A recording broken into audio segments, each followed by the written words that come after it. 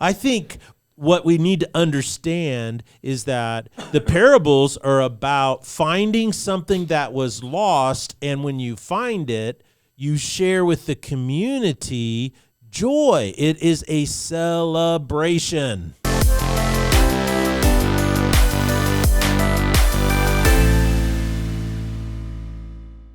Ladies and gentlemen, welcome to the Salty Pastor Podcast, a podcast dedicated to helping you learn and grow in your faith. This podcast is designed for people who want to know what they believe and why they believe it, people who are looking for coaching and how to think for themselves and answer their own questions about their faith. We live in a world that is so shallow that when life gets tough, shallow answers just don't cut the mustard anymore. Cut the mustard. So we are here to help you really dive deep into your faith and your critical thinking skills. My name is Jesse Maher, but we cannot do the Salty Pastor Podcast without the Salty Pastor himself, Dr. Douglas Peake. Well, everybody, it's so good to have Jesse back. Last week, you were with me solo one day and with my son one day. And we had a great time, but it's always good to have you back. I'm here. I might sound a little gruffer than normal. Those 88 fourth and fifth graders, one of them had something, and they decided to share it with me.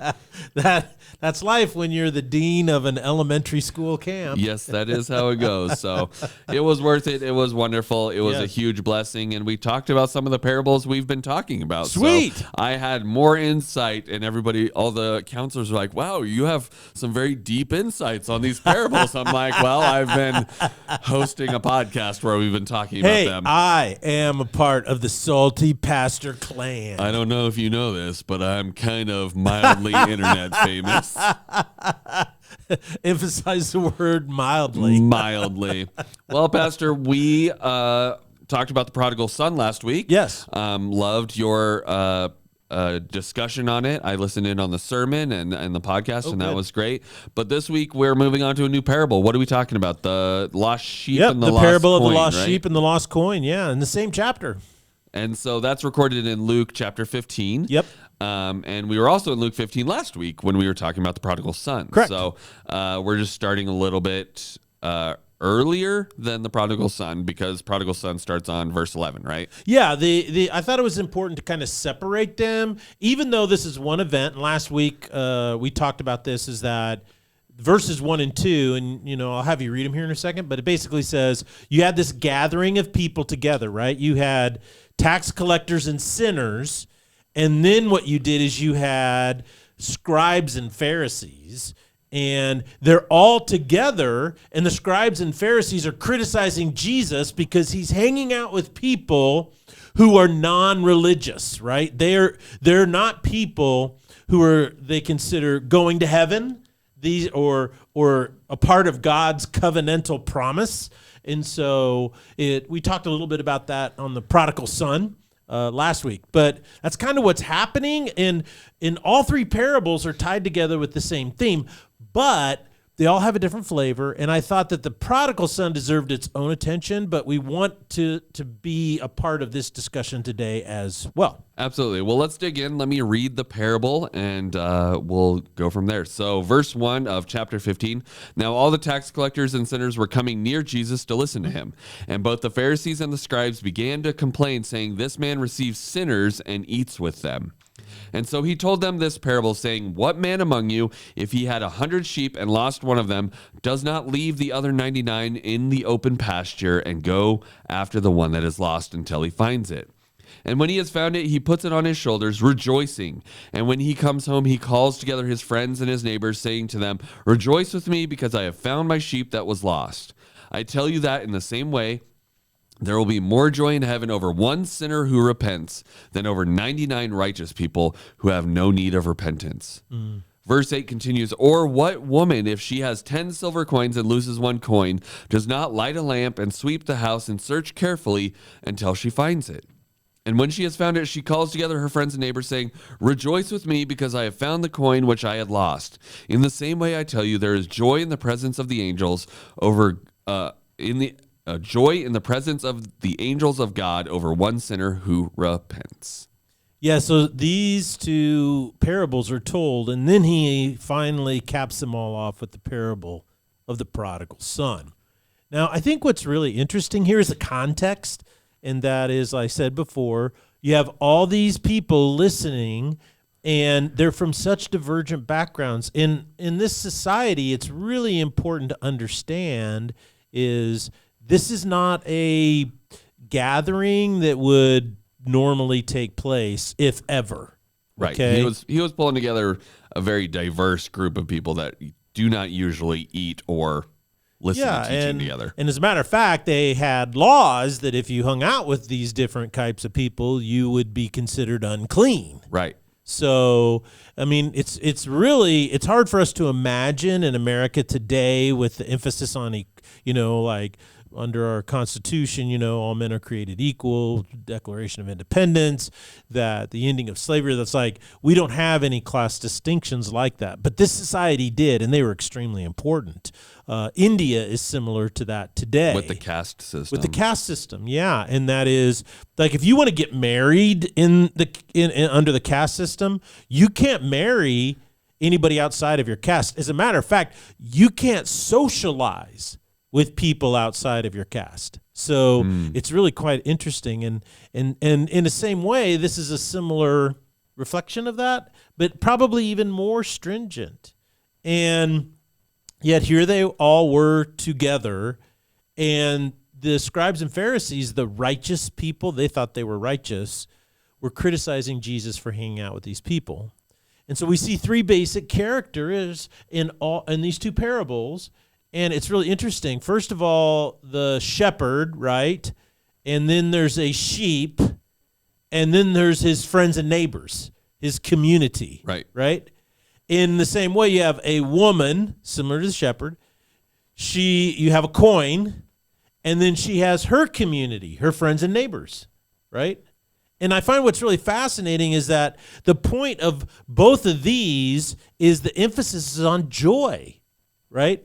And he says, they rejoiced when they found that which is lost. So let's kind of go through the basic thought structure of this. And whenever you want to try to dig into something, what you can do is you can just kind of break it down a little bit in order to see its significant parts. But if you want to be a critical thinker, one of the best things to do is try to isolate all of the logical steps that he makes.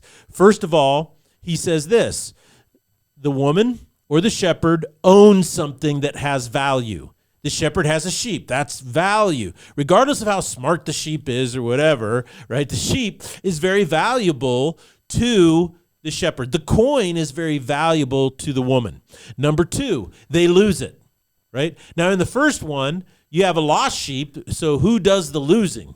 Well, the sheep does. The sheep wanders off, right?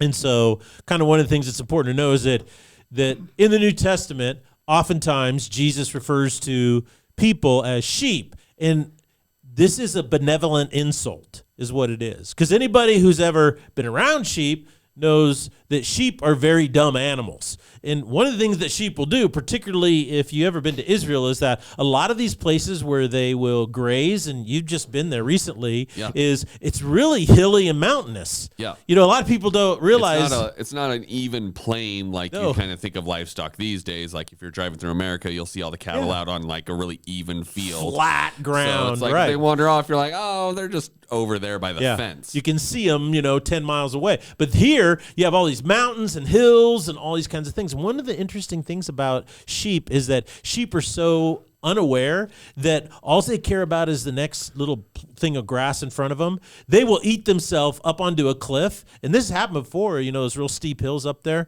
is that sheep will go up there and then there's no way to get down, and then they will fall to their death. All because they were just chasing a little bit of grass. They don't look up and go, well, where am I? Is this day? They don't have any awareness. They're very unintelligent animals, unlike a dog or a cat or something. Well, I don't know. A guy in our congregation was telling me up at the men's retreat, his dog ran off and wandered off onto a cliff, and he had luckily there was a search and rescue team that was training in the area that ended up having to go rescue his dog off the side of a cliff. So I will not say that the dogs are necessarily always smarter. Well, you've got these sheep that are doing this, and so the shepherd, then the sheep wanders off, right? pursuing something, food or whatever that's right in front of itself. And then what happens is, this is what's really interesting, is they take action to find that which is lost.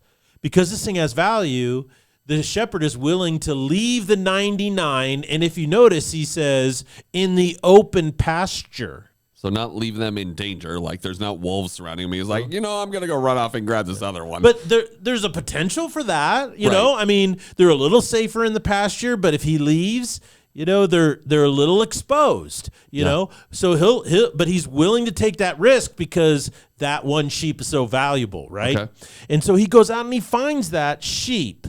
And what he does is he then, once he finds it, he calls all of his family, his neighbors, and he says, look, celebrate with me.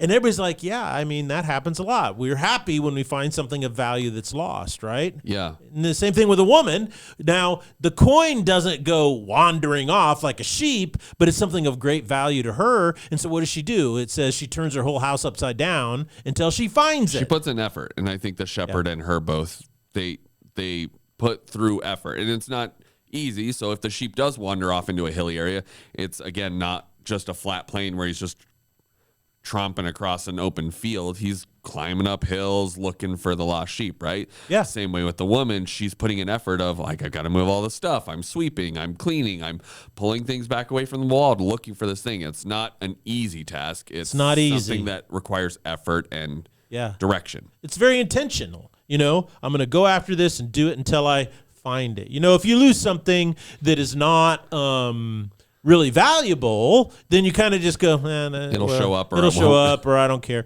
But if it's something valuable, you keep looking until you can find it. And that's really important. So I think what we need to understand is that the parables are about finding something that was lost. And when you find it, you share with the community joy. It is a celebration. Yeah, it does seem like the idea of, like, I not just I found my sheep, but hey, I'm gonna go and tell everybody that we found it, and we're gonna have a little party about it. Like, that's a different. Is that a cultural thing, or is he just emphasizing the point that we should celebrate when those things are found?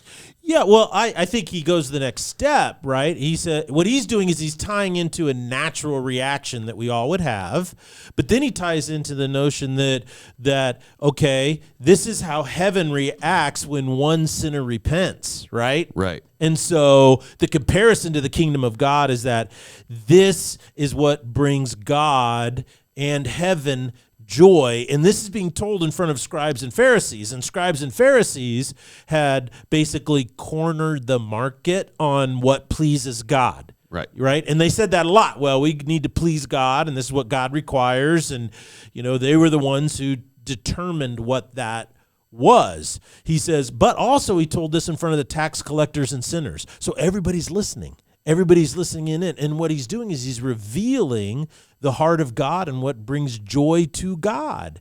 And what he's saying is it isn't religious observance. What it is it's lost things being found that are valuable. And what is valuable, I think, in this situation is people. And our society really struggles with this concept of being lost. Even though you look objectively, this is what I hear all the time, and you can kind of comment on this, is you look around at all of your friends and people, that, like when I was in college, I knew people, a lot of people all over the map. I had all kinds of friends, some Christian, some not. And you go, man, they're all lost, right? They're all doing things that even they would say, well, I'm not very proud of that, or that's not a good thing, or I'm so confused, I'm a mess, It's like that line from Taylor Swift's song now, it's me, I'm the problem. Yes. It's me, So I think what's interesting about that is everybody sees everybody else around them with all this mess, right? But no one wants to admit that they're lost. Yeah, and I mean, that comes down to a pride thing, obviously, of, I don't want to say that I don't know what I'm doing and I can't figure this out. And two, it's the world doesn't, Satan's the great deceiver. He is convincing everyone that they aren't lost, right? Yeah. It's this idea, it's almost kind of like if you really think it's a bad reference, but it's kind of a funny reference of there's an episode of The Office where this gentleman is following his GPS without any adherence to looking around. And so at one point, the GPS basically tells him to turn into a lake. And he doesn't. He just like drives his car into the lake. And the world is telling these people, you're not lost, you're not lost. And they're so like, well, the world would never lie to me. I'm just going to keep following it. And I'm driving into a lake, right? All he had to do was look up and look around and go, yeah, that doesn't seem like a good idea. But he keeps being told, no, we know what's best for you. You should turn right here. And he drives into a lake. And so I think the world and a lot of people these days are kind of doing the same thing of, well, the world's not telling me I'm wrong. Therefore, I must not be wrong. So I'm just going to continue following this blindly and going into this. And they have convinced you that, looking up or looking at a map or using your eyes is the wrong thing to do, and therefore you should just blindly trust them and do whatever they tell you to do. Which is really interesting because, I think part of the reason why people can't admit they're lost is because subconsciously that means there is a north, a east, a south, and a west. If they accept that they're lost, they have to also admit that they're wrong and that there is truth and that there is right, and they would have to then adhere to it, right? Yeah, and I think that's the real struggle. And because what people do is they totally misconstrue what being a Christian is. They totally misconstrue what salvation is. And the people who misconstrued it more than anybody else, now, in their defense, it was because what was written in the Old Testament, right? The Old Covenant. And the Old Covenant, the Jewish law, was told them this, right? And then they had almost 2,000 years of history of failure to keep the covenant, and the prophets would come, and what would the prophets do? They would say, you violated the covenant, and God's angry, and you need to repent. And so they have all this history, and so they're thinking, wow, what if we just comply and comply? And so they had a religion. But what's really interesting is religious observance across the board always basically says that salvation is up to you. Now, some people choose self-fulfillment as their religion, and that's what you see in America today. It's like, I'm not wrong, I'm not lost, I'm just trying to find my true identity, which of course is a deception in and of itself, by pursuing whatever desire or want I have. My personal happiness is what's most important. But what's so interesting is when you pursue your personal happiness, you're never happy, right? When you pursue your own wants and desires, you're isolated, narcissistic, and alone. Isn't that interesting? You know, you can say, I need friends, but if you're a horrible friend, right, you don't have any friends. And so it's such a easy trap to fall in, but everybody looks at it and goes, wow, that's not good. A lot of people say, well, I need to feel better, so I'm going to drink. But all your friends turn around and go, dude, you need to quit drinking. It's ruining your life, right? And so we see this happening, but that's a religious pursuit called the religion of self-fulfillment. Then you have really strict religious observance, right? You have people today that pursue all kinds of religions, in order, and it's a moralistic thing, and that is, I have to follow this, and then I'll get God's blessing. And what Jesus says in this parable is, he says to the scribes and Pharisees in particular, your observance is not going to bring you any joy. That's not what heaven is excited about. And in the Old Testament, we even see glimmers of this. In the Psalms, it quotes God as saying, sacrifice and offering I don't desire. It's not compliance I'm looking for. It's a broken and contrite heart. In other words, I miss you. I want to be in relationship with you, God, in your presence. So we see that theme coming up in the prodigal son that we talked about last week in the next parable he tells. So you can see that the issue here is not finding a religion, but finding a relationship with the living God.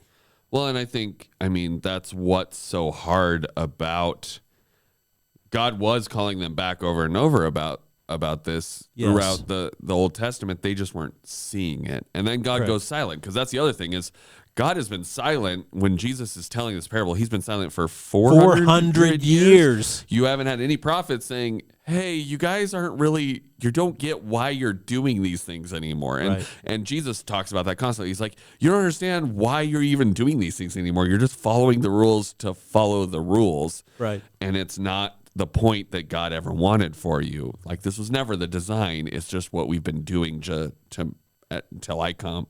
Basically, and I don't think people are very, and this is the issue, is that if you're in the shallow end of the pool, if you're shallow, you're just looking for a quote or a statement that helps you feel better.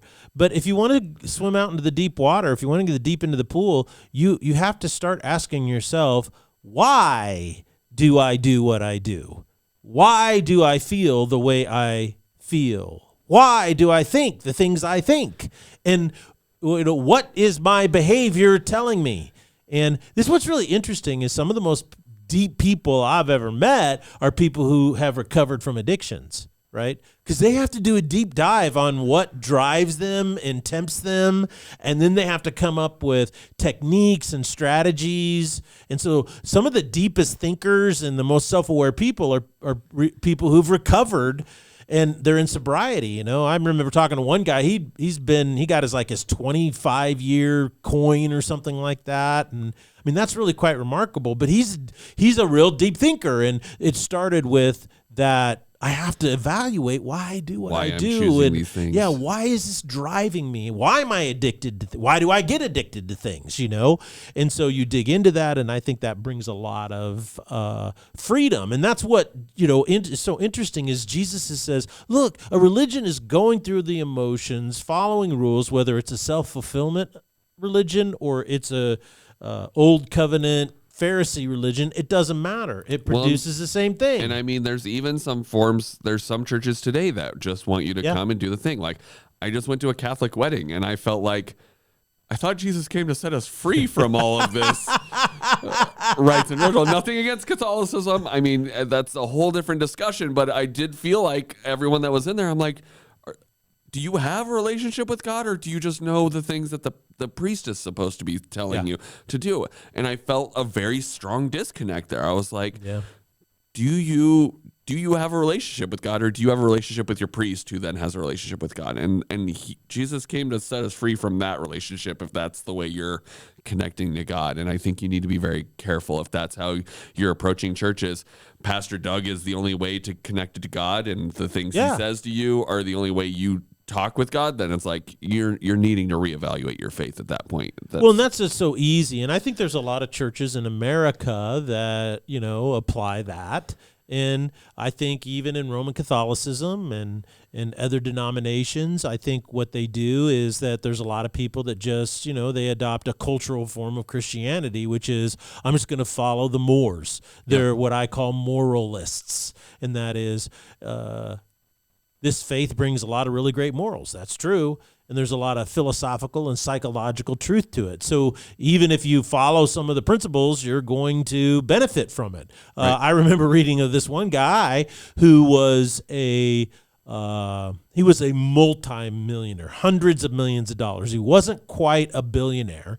But what's really interesting is he isn't a Christian and he isn't a believer. He's agnostic, saying, well, I just don't know. But he attributes the growth of all his wealth to tithing. Interesting. Yeah. So I was reading this fascinating thing because his point is that, well, when I started tithing, it unlocked all of this, momentum in my businesses, and so I don't want to stop. And so he gives it to Christian charities, and denominations and things in chunks. But, it's interesting when a non-believer is giving money away to make more money. Right. It's like, well, I'm just following the principle. So is there a pragmatic principle to giving and being generous and tithing? Well, yeah. It certainly makes you a much better budgeter and money manager, right? And so it did for him, and he's practicing that. You can apply forgiveness and not be a believer. You can apply forgiveness and reap the benefit of it. Right. You can apply, it just goes on and on and on about these types of things. But ultimately, compliance or moralism is not the goal. It's a redeemed heart. When something is lost and then it becomes found, and the implication here is that the scribes and Pharisees were getting the message, your observance doesn't bring any joy. What brings joy is the tax collectors and sinners who are sitting there listening to that when they repent. You see, it isn't God is joyful that you're lost.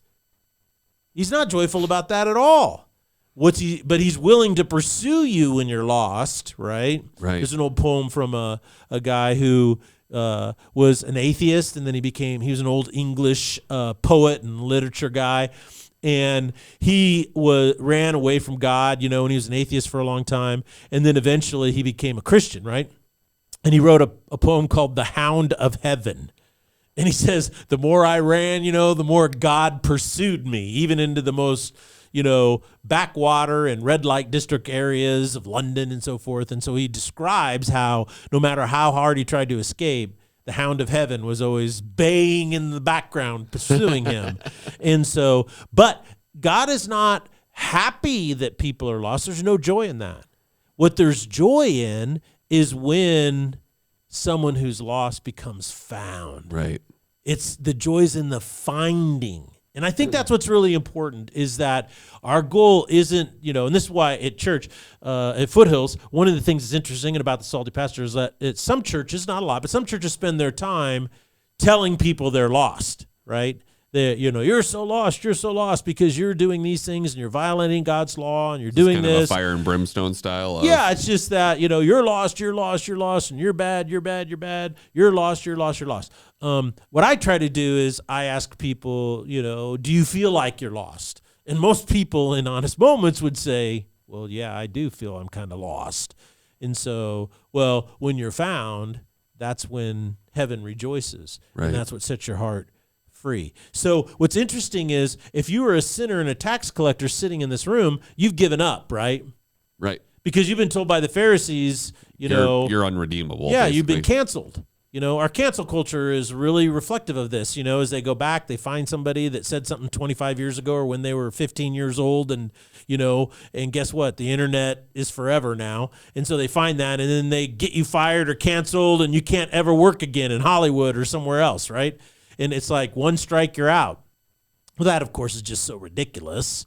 It seems to me that the most progressive ideologies are the least forgiving and gracious, right?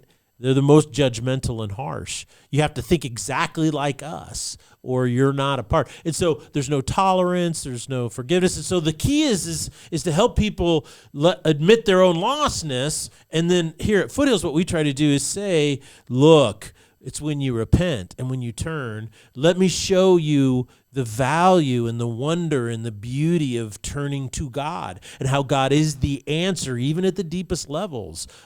You won't be free till you turn to God. You won't be new until you turn to God. You won't find community until you turn to God. So at Foothills, we've had a tendency to be able to help a lot of people turn to God, and that's where the joy is.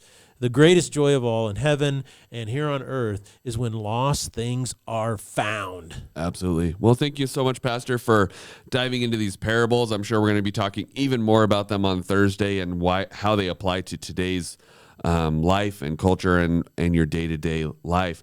I just want to make sure you guys are all aware, we are actually moving the Salty Pastor podcast to its own YouTube channel. That will be fully complete. All of the old episodes are already there, but we're going to stop posting them on the Foothills channel at the end of July. So make sure you go and like and subscribe the new channel so that you don't miss out on new episodes. But we're going to be starting posting on both moving forward. And then at the end of July, we will only be posting on that brand new Salty Pastor podcast YouTube channel. That way the Foothills channel has more space for the other things that are coming up and the amazing things that they are doing as well. Yes. So we are doing both. It is not that either is getting canceled or stopped doing, but instead we're trying to grow them both simultaneously. If you're interested in supporting the Salty Pastor podcast financially, but you don't go to Foothills, you can do that by going to the Foothills website, but there is an option under the give to donate directly to the Salty Pastor podcast. So if that is something that intrigues you want to support us in our growth and what we're doing here on the podcast, you can do that as well. Thank you guys so much for joining us, and we'll see you next time here on the Salty Pastor podcast. Blessings.